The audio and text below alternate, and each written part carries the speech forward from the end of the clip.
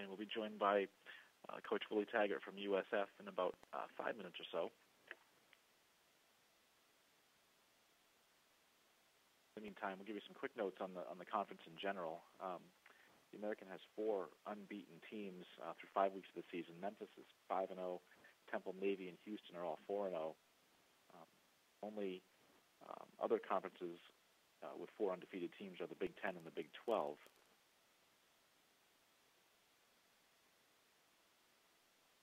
Temple and Memphis are both 3-0 in road games this season. Only other team nationally with as 3-0 in true road games is Bowling Green. So only 3 teams in the country have gone 3-0 in road games this season. 2 of them are Temple and Memphis. Winning streaks of note: Memphis has won 12 games, which is a school record, 12 straight games.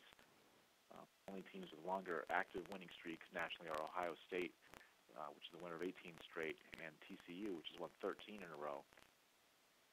Navy has won 8 games in a row, which is the 5th longest active streak nationally.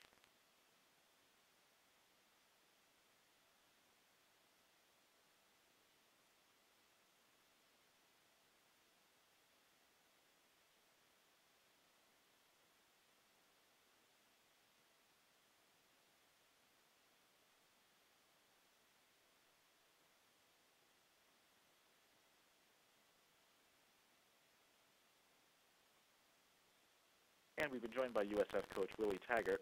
The Bulls are 1-3 overall, 0-1 in the American Athletic Conference. USF was in action this past Friday against Memphis. Memphis won the game 24-17. Up next for the Bulls will be this Saturday against Syracuse at Raymond James Stadium. That will be a 3:30 p.m. Eastern Time start on CBS Sports Network.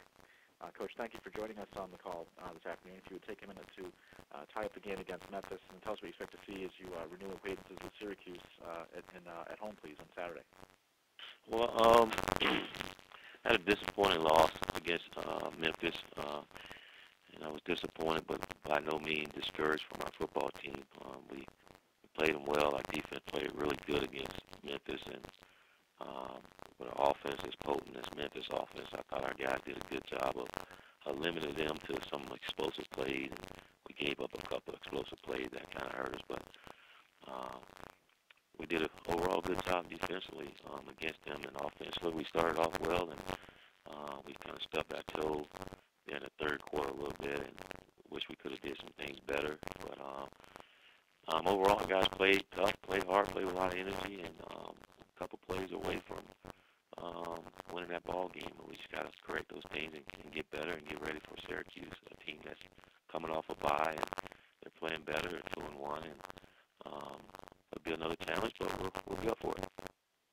We'll take questions for Coach Taggart, please. Star 1 on your telephone to join the queue, and the operator will introduce you. Take our first question from Dan Tortora with Dan Tortora Broadcast Media. Hi, Coach. How are you doing today? I'm doing well. How are you? Doing well. Thanks for asking.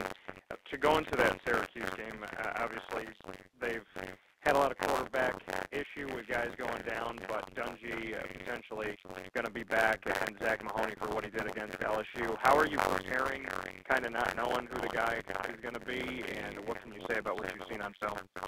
Well, I don't think they're going to get too far away from their offense and the things that they do. You know, we go back and we watched for them when Dungy was in there, and most definitely watching their latest game against LSU and just seeing how those guys operate their offense. They're a big team up front offense and defensive line. They do a lot of options, you know, from the gun. So it's going to be a little different for our guys. Again, our guys be ready to come and have our defense ready and offensively. We're going to have some good defense. You know, Coach Shaker does a great job defense. They fly around, listen a lot, and create havoc. And we got to be sound technique and fundamentals and do a good job trying to protect. When you have this offense, you got to be consistent with your discipline and go back to high discipline and get a guy to the ball area and how it's fine. You got to get guys to the ball, getting off the blocks. And I think and that's again what you're seeing with Syracuse is they'll run some option and they'll get you with some play action. You know, they got some talented receivers that can run deep and get the ball. He can get the ball too. And again, we got to be disciplined in our technique in order to stop them. Thanks, I appreciate it. Thank you. We'll next go to Joey Knight with the Tampa Bay Times. Willie, why are the receivers collectively not being utilized more in your offense? Are they not getting open? Are they not being targeted? Why are they not getting the ball more? Great question. Our guys aren't getting the ball. We're trying to run the football. We're trying to do different things. We're throwing it to our receivers. Some of execution is not there, and we're not this team that just drop back and throw it to the receivers 80 times a game. That's not what we do. We got some talented running backs that's pretty much the strength of our team, and we're going to utilize those guys and try to throw the ball off the run. You know, so that's who we are and who we're going to be. And as this offense continue to grow and as our quarterbacks continue to grow, I think you'll start to see those things happening. You told us in the preseason, the offense, the way you envisioned it, fast, exciting, big plays. Do you feel your team has provided that so far? I mean, obviously we hadn't provided that, Joey. You watch what we're doing, but I don't think we're far from doing it. I think those opportunities are there. We're just not capitalizing on them yet. You know, when we start to capitalize on them, we'll start to see the things I envision this offense doing. I mean, you see it at times. You saw it at times in that game. We had some big plays in that game. And other times we didn't execute with it. So I think a lot of it is just getting back to executing it. At the end of the day, we got to execute it in every facet of the game. So and we're getting there. We're not there where we're at, but it's getting close. And I think our quarterback is getting better every week. And as he get better, I think our offense is going to continue to get better. Thanks, Will. And do we have other questions for Coach Taggart? Please star 1 on your telephone if so.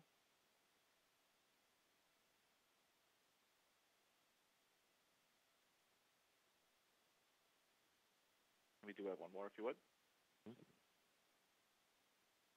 We'll next go to Dan Tortora with Dan Tortora Broadcast Media.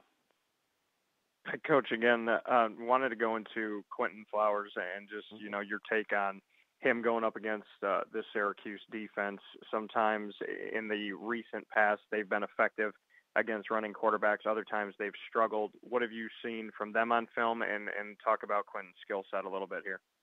Well, I think with Syracuse, they do a lot of confusion up front. They like the blitz, so they blitz and try to get you off schedule offensively. And I think offensively we got to be sound in what we're doing and understanding when they blitz and what they like to do when they do blitz. So being sound, I think that's why they're affecting a lot of quarterbacks is with some of their blitzes and confusion on the defense side of the ball. And for Quentin, his attributes is he can make things happen with his feet. He can come out of things. He can extend plays, and he's getting comfortable with what we're doing and starting to make a lot more plays instinctively rather than thinking a lot. And if he just continue to take care of the football and run the offense like we asked him to do, he'll be fine. Thanks, Coach. I appreciate it. Mm-hmm. We'll next go to Joey Knight with the Tampa Bay Times. Coach, I've been meaning to ask you, is Josh Black healthy? Josh he's a lot more healthier than he was back in training camp. He had a bad hamstring tear, and he's doing well. He's doing better. Is there a chance he could suit up this Saturday? He's suited up, but he's not. I don't think he'll be in there this Saturday with our defense. Okay. Coach, we thank you for the time this afternoon. We'll look forward to hearing from you again next Monday. Thank you. All right, that's Coach Willie Taggart from USF. Again, the